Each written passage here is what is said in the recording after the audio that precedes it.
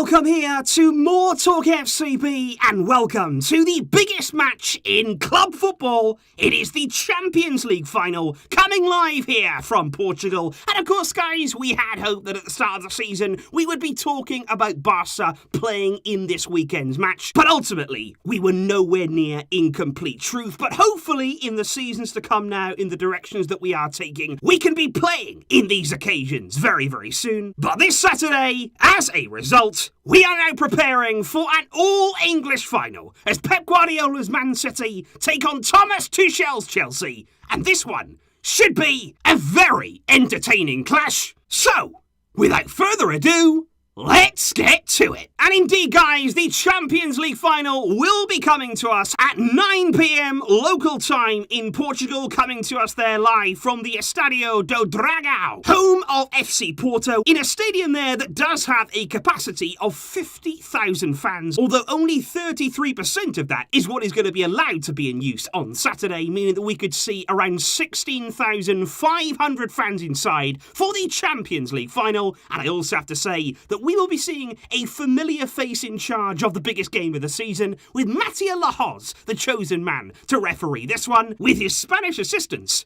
also present in the VAR room. And if you're a Chelsea or Man City fan, best of luck with that. And of course, coming into this game, both of these teams here are vying for a title that they haven't really been too close to on too many occasions. Chelsea have won this competition once in the past, and of course that came back in 2012. It was an extremely dramatic victory there that went all the way to a penalty shootout against Bayern Munich, of course, in their own backyard at the Allianz Arena. The same year, of course, that Chelsea managed to knock out Pep Guardiola's Barcelona. This time around, though, Pep will be out for some sort of revenge, and he'll be vying for Man City's first ever Champions League title. He can make history with City on Saturday, and with the way they played this season, and the way they played right throughout this Champions League season, you would have to say they are favourites. Because indeed, if we just look at both of these teams' route to the final, they've taken very different paths, but they have arrived together now and ready to do battle. Man City finished top of their group, finishing ahead of Porto, Olympiacos and Marseille. You'd have to say there that Man City were given quite a comfortable and pretty simple group really to come through, although Chelsea would face Porto later on in the tournament. Chelsea, however, finished ahead of Sevilla, who've been really impressive this season, so that is there a certain positive to finish above them, ahead of Krasnodar as well, and Rennes to complete the group. And as you can see here in the knockout rounds, Man City, I thought, were very, very comfortable in the last 16 against Mönchengladbach. They had their scares against Borussia Dortmund. It wasn't completely comfortable across the two legs for them, but really big goals, I feel, from Riyad Mahrez and, of course, Phil Foden in that one, really coming alive. Chelsea took on Atletico Madrid in the round of 16. I felt Atletico, over both of those games, never turned up. I think Chelsea did very well. They did well to progress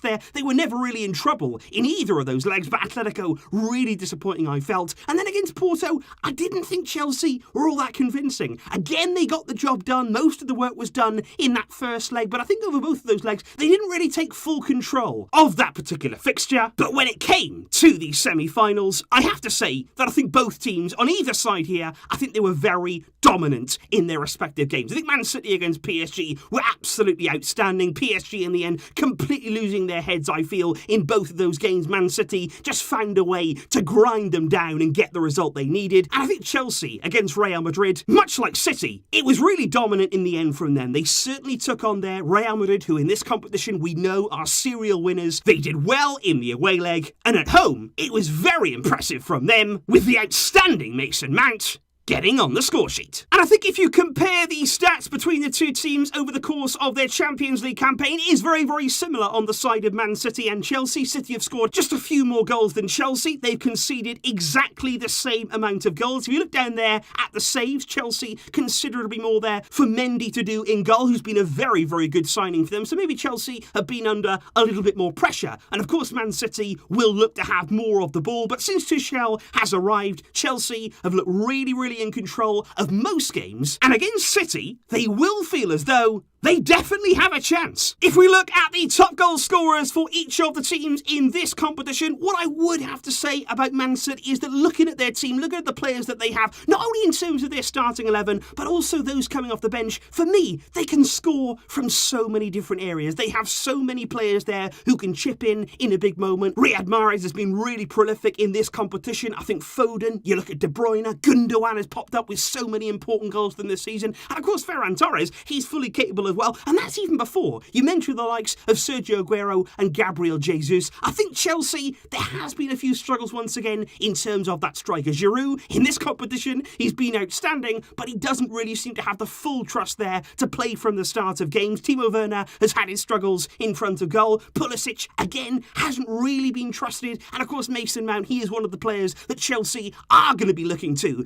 make that difference. And it is indeed Mason Mount alongside Phil Foden that I really do want to discuss here. I want to single out these two young players because often when it comes to young English talents, they can be overhyped. You know all about the English media. They will look to latch on to any sort of talent and basically kill them there with expectation. But I think with these two, it's justified. Foden turns 21 today, actually, the day before the Champions League final there on his 21st birthday. Mason Mount is only 22. And this season, they've been exceptional, not just in the Premier League, but showing it there as well on the European stage. And I'm really, really excited here to see these two exciting young players coming head-to-head out on the field. Who will come out on top? And whoever does will have a pretty big bearing on where this game goes. And of course, I'd have to mention Sergio Aguero. This will be his final game as a Manchester City player. We all saw the emotional farewell at the Etihad just a week ago. That was certainly a nice moment there for him to leave on, scoring 2 goals in his final game in the Premier League. But what would he give to go out here with the biggest goal of all? He's won everything during his time as a Man City player, except the Champions League.